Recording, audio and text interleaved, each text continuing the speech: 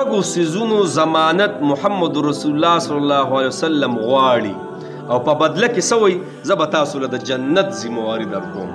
یعنې دې شپږو خبرو تاسو ما له ذمواري راکئ چې دا به تاسو غلط ځای کې نه استعمالوئ. د دې شپږو خبرو به تاسو اهتمام کوئ نو په ما باندې ستاسو جنت ته تلل څه دي دا په ما باندې دي.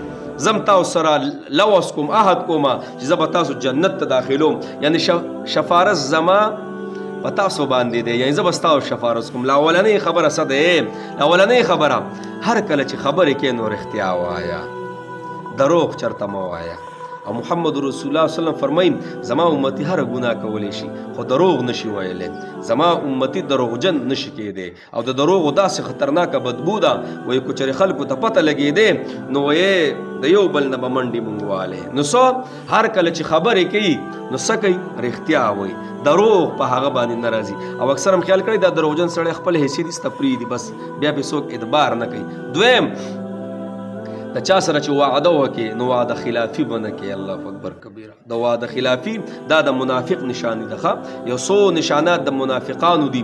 یو پکې دا هم دی د چا سره چې واده وکړي، د چا سره لوز وکړي، عهد وکړي، هغې کې بیا څه کوي؟ بیا پکې اخوا دېخوا کوي، بیا ځان هغه وعدې ته نه نیسي، بیا د هغې وعدې نه اخوا دېخوا کېږي. هلکه پیسې قرض راکړه در به کم دله کله په پلاني تاریخ واده ده او بیا ورپسې ګرځېږي. نو څه وعده خلافي به نه کوي، په خپله خبره به ولاړي. درېیمو چې امانت ورسره کېدی نو خیانت نه کوي. الله اکبر کبیره. اګو د پیسې په شکل کې دي، اګو د سامان په شکل کې دي.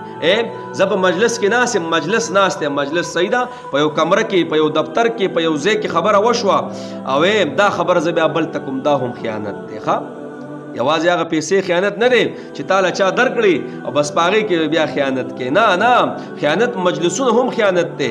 چا تا سره راز دی هغه هم خیانت دی، هغه به نه پاش کې، دا ټول په خیانت کې راځي. ښه نو جناب د منافق دا هم نشانات دي چې څه کوي؟ خیانت کوي. نو نبي اسلام فرمایي چې څوک چا سره امانت کېږدي، هلک وایي دا خبره مې په تاسو امانت ده که نه، او بیا موږ څه کوو جي بیا یې په ټولو علاقو کې تقسیم کړو، په ټول علاقه کې بیا مشهور کړو که نه.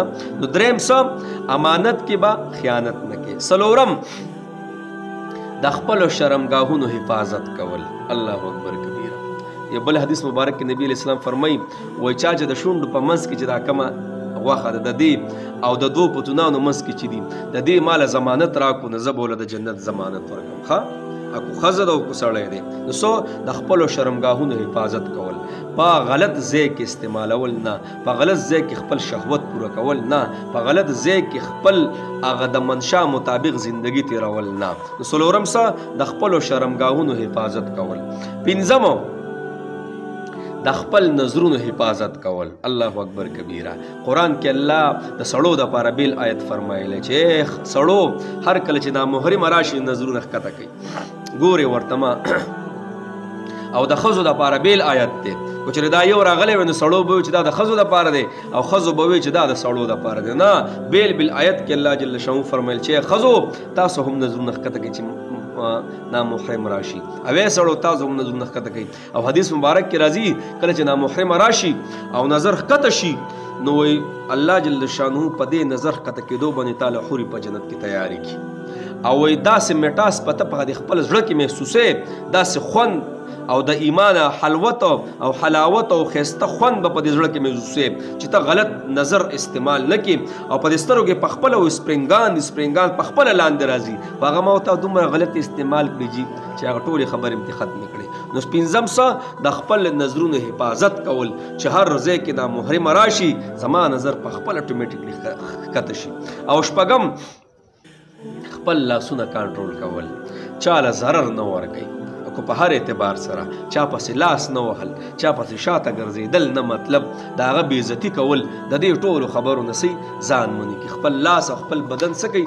ځان د دې خبرو نه وساتي. نو که چېرې دا عمل مونږ کیي که نه نو جناب دا شپږ عملونه دي چې په دې کې کم یو مونږ کیي که نو مونږ خوشحاله شو، او چې کم نه وي ګورئ مونږ څه کوو؟ د الله نه غواړو چې ای الله دې عمل مونږ کې څه دی کمی دی ربه دا ته پوره کړي. ګوره اولنې رښتیا ویل، دویم وعده خلافي نه کول، دریم امانت کې خیانت نه کول. څلورم د خپلو شرمګاهونو حفاظت کول. شپږم پنځم خپل نظرونه څه دي ښکته ساتل. او شپږم خپل لاس کنټرول کول چې چاله ضرر ونه رسي. ای الله دا کم صفات چې مونږ کې نشته ربه دا مونږ کې پیدا کړي. او ای الله کم صفات چې دي ربه ته پکې ترقي وکړي. نو جناب په دې کې چې کم یو باندې مونږ عمل وکړو بهتره دا ده چې ټول موتا کې راشي کو نه بیا هم نه راځي که نه نو څه کوو کوشش وکړو چې څه نه څه مونږ ځان کې راولو. کم سے کم رښتیا ګورې موتا هر ځای وایو بس.